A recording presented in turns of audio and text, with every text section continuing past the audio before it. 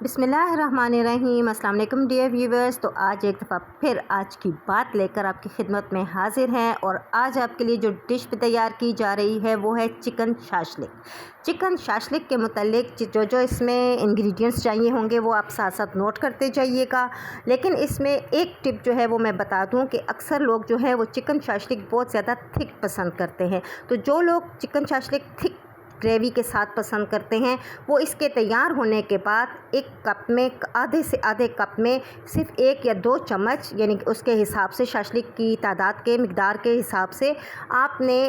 1 یا 2 چمچ جو ہے وہ کارن فلاور ڈال کے سالٹ کر کے اس کو اس میں گریوی میں ڈال دینا ہے چکن شاشلک کے، اور پھر وہ اچھا خاصا تھک ہو جاتا ہے۔ چونکہ میں پرسنلی جو ہے ذرا لائٹ قسم کا پسند کرتی ہوں، گریوی بہت تھک پسند نہیں کرتی، تو اس لیے جب اینڈ ہوگا تو آپ دیکھیے گا کہ شاشلک تیار ہونے کے بعد میں کارن فلاور نہیں ڈال رہی ہوں گی، چونکہ بہت سے لوگ تھک پسند کرتے ہیں، تو میں نے سوچا اسٹارٹ میں ہی میں آپ کو یہ ٹپ جو ہے بتا دوں آپ کو۔ تو بہرحال جو چیزیں اس کے لیے ساتھ ساتھ درکار ہیں آپ نوٹ کرتے جائیے گا۔ آئی ہوپ آپ کو یہ اس کی جو ترکیب ہے یہ بہت اچھی لگے گی۔ اب چلتے ہیں آج کی بات پہ۔ آج کی بات کرتے ہوئے تھوڑی سی میں دل گرفتہ ہوں، کیونکہ اس میں بہت سے لوگوں کے لیے بہت سبق ہے۔ ایک طرف ماں باپ کے لیے سبق ہے، ایک طرف ہمارے جوان بچوں کے لیے سبق ہے، دوسری طرف شادی شدہ عورتوں کے لیے سبق ہے، اور کچھ ایسے لوگ جو اس میں، یعنی 2 ایسے خاندان تھے جو بری طرح نہ صرف ڈسٹرب ہوئے بلکہ ان کی زندگیاں برباد ہو گئیں۔ کچھ ایسا وقوع پیش آتا ہے کہ فاران نامی ایک لڑکا جوہر ٹاؤن، جو کہ لاہور کی ایک بڑی اچھی سوسائٹی ہے اور یہاں پر کافی اچھے لوگ رہتے ہیں، بڑے اعلیٰ تعلیم یافتہ قسم کے لوگ ہیں، یہ بھی ایک تعلیم یافتہ خاندان کا ہی مسئلہ سامنے آیا ہے سوشل میڈیا پر، اور کافی اس نے ہیپ حاصل کی ہے۔ تو اس میں بھی کچھ اسی طریقے سے ہوا ہے کہ فرحان نامی ایک میڈیکل آفیسر ہے، یہ میڈیکلز کے بزنس سے اس طرح سے وابستہ ہے یہ، اور اعلیٰ تعلیم یافتہ بچہ ہے، یہ ایک قتل کر دیتا ہے، ایک ایسے لڑکے کا قتل کرتا ہے جو کہ ایک ڈیلیوری بوائے ہے۔ یہ ڈیلیوری بوائے MNP میں ہے، اور MNP ایک کوریئر کمپنی ہے، بہت سے لوگ اس کو جانتے ہیں اور کافی مشہور ہے۔ اور یہ رئیس نامی بچہ جو ہے یہ صرف 22 سے 24 سال کی عمر کے درمیان بچہ ہے، اس کی عمر بھی کافی کم ہے۔ بہرحال اس کی ڈیتھ جو ہے وہ کافی تکلیف دہ ہے، کیونکہ جب اس کو مارا جاتا ہے تو اس برے طریقے سے اس کو زخمی کیا جاتا ہے کہ اس کی بیک سائڈ کے اوپر بہت زیادہ چھریوں کے جو ہیں وہ وار کیے گئے ہیں، پھر اس کو سر پر اتنے بری طریقے سے ڈنڈے مارے گئے ہیں کہ اس کی کھوپڑی بالکل ابھر کے سامنے آ گئی ہے، پچک گئی ہے، آنکھ باہر نکل گئی ہے، دانت سارے ٹوٹ گئے ہیں، ہاتھ پاؤں اس کے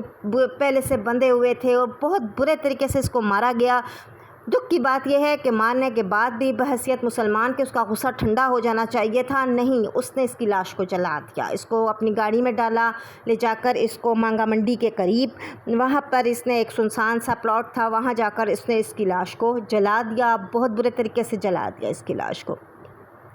بہرحال واقعہ کچھ اس طریقے سے ہوتا ہے کہ یہ رئیس نامی بچہ جو ہے یہ اپنے گھر میں شام کے وقت ہوتا ہے، رات کا کھانا کھا رہا ہوتا ہے، کھانے کے دوران بار بار اس کو کالز آ رہی ہوتی ہیں، کالز آنے پر یہ ان کو کہتا ہے کہ اچھا میں بات کرتا ہوں، کال کاٹ دیتا ہے، لیکن اس کے ساتھ ساتھ یہ کہ اپنے گھر والوں سے کہتا ہے کہ نہیں میں چلتا ہوں، میں نے کہیں جانا ہے۔ اس جانے کا کہنے کے بعد وہ ساتھ اپنے 2 دوستوں کو، یعنی ایک علی اور ایک بلال نامی 2 دوست ہیں، ان کو ساتھ لیتا ہے، اور ساتھ میں اس کے شاید کوئی پارسل بھی ہوتا ہے یا نہیں ہوتا، یہ ابھی کنفرم نہیں ہو سکا۔ بہرحال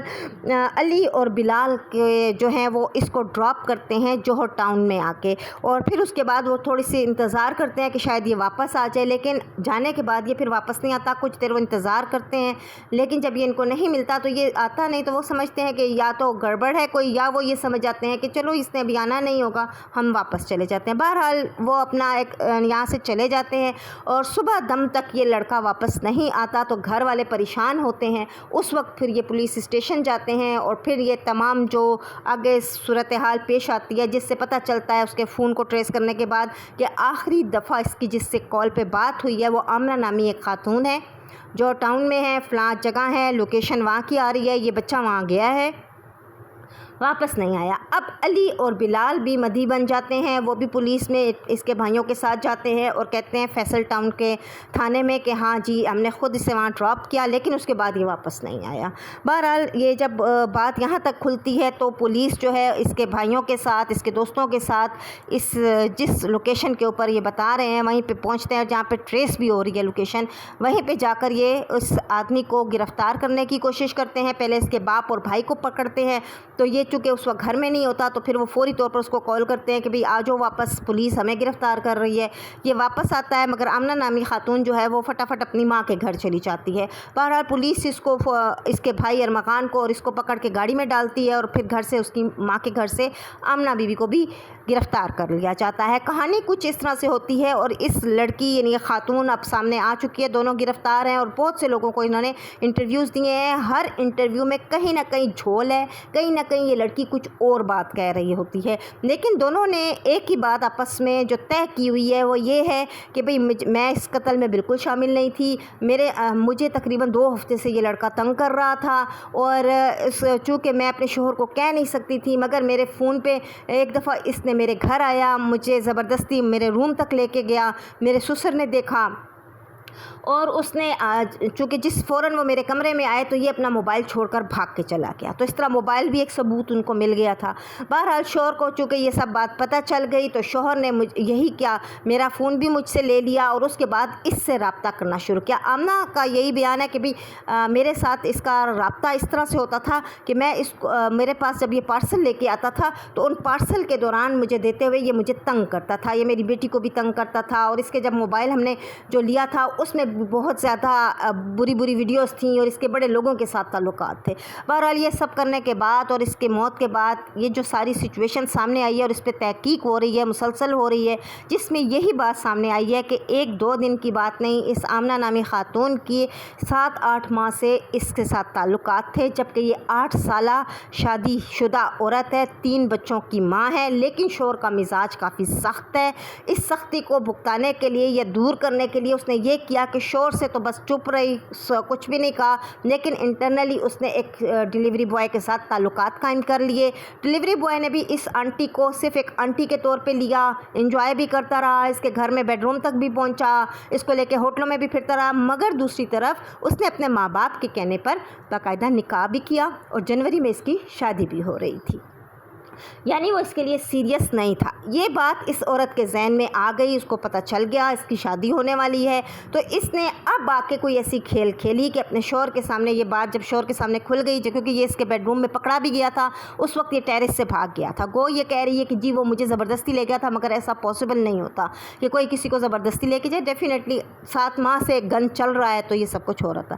اینی ہاؤ اس طریقے سے اس آدمی کی موت ہو جاتی ہے، وہ جس سے نکاح ہوا وہ بیچاری بھی بیوہ ہو گئی، ماں باپ کا بھی نور چلا گیا، بہن بھائیوں کو بھی دکھ مل گیا، ان کا گھر بھی اجڑ گیا۔ غلطی کیا تھی کہ ایک 22-23 سال کے لڑکے کو ایک شادی شدہ آنٹی سے تعلقات استوار کرنے تھے، صرف ٹائم پاس کرنا تھا، اور دوسری طرف اس عورت نے اپنے شوہر کی سختی سے نجات کے لیے یہ ایک راستہ نکال لیا کہ بھئی چلو مجھے کچھ دیر کو آؤٹنگ مل جائے گی، کچھ میں ذہنی طور پر ریلیکس ہو جاؤں گی۔ کئی ایسی ویڈیوز، کئی ایسی تصاویر ملی ہیں جس پہ وہ مسلسل اس آدمی کے ساتھ ان ٹچ ہے، کتنی دفعہ اس نے اس کو کالز کی ہوئی ہیں اور مسلسل 7 ماہ سے اس کے ساتھ کانٹیکٹ میں تھی۔ بہرحال ابھی یہ کافی حد تک جو بات کر رہے ہیں وہ بات کسی بھی طرح سے قابل قبول تو نہیں ہے، آگے چل کر دیکھتے ہیں کیا بنتا ہے، کس طریقے سے یہ اپنے انجام کو پہنچتے ہیں۔ آیا صرف فاران نامی شخص ہی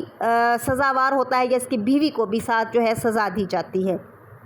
کیونکہ وہ سہولت کار بنی ہے، اسی نے فون کر کے اس کو بلوایا ہے، اور شاید اس کے اندر ایک غصہ تھا، تناؤ تھا کہ اب یہ دوسری جگہ شادی کر رہا ہے تو چلو میں اپنے شوہر کے ذریعے اس کو مروا ہی دیتی ہوں۔ تو بہرحال یہ سب سچویشن تھی۔ آج کی بات اس پہ ختم ہوتی ہے کہ خدا را اپنے بیٹوں کو کم از کم یہ سمجھائیں کہ ان آنٹیوں کے چکر میں اس طرح سے مت پڑیں، کیونکہ کسی نہ کسی جگہ جا کر بھانڈا پھوٹے گا تو یہی عورت ایک سائڈ پہ ہو جائے گی اور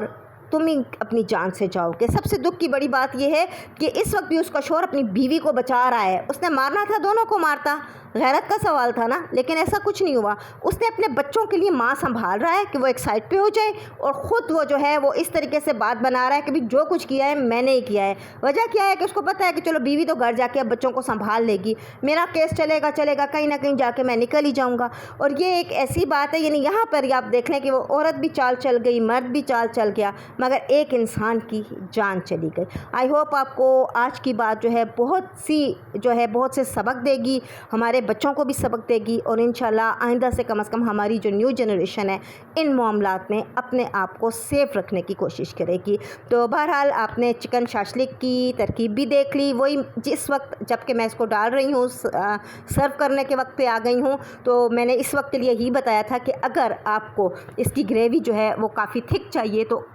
آپ نے اس وقت اس میں، یعنی جس وقت لاسٹ بالکل اسٹیپ آ جاتا ہے، ریڈی ہو جاتا ہے، تو کارن فلاور ڈال دینا ہے۔ آئی ہوپ آپ گھر میں ضرور چکن شاشلک ٹرائی کریں گے سفید چاولوں کے ساتھ۔ ہم نے بھی اس کو خوب مزے لے کے کھایا تھا، اور آپ کو بھی باہر جا کر کسی ہوٹل میں کھانے کی ضرورت نہیں پڑے گی، گھر بیٹھے ہی آپ اپنے لیے اچھے طریقے سے اس کو پکا کر انجوائے کریں گے۔ Thank you very much. اس کے ساتھ ہی اجازت چاہتے ہیں، اللہ حافظ۔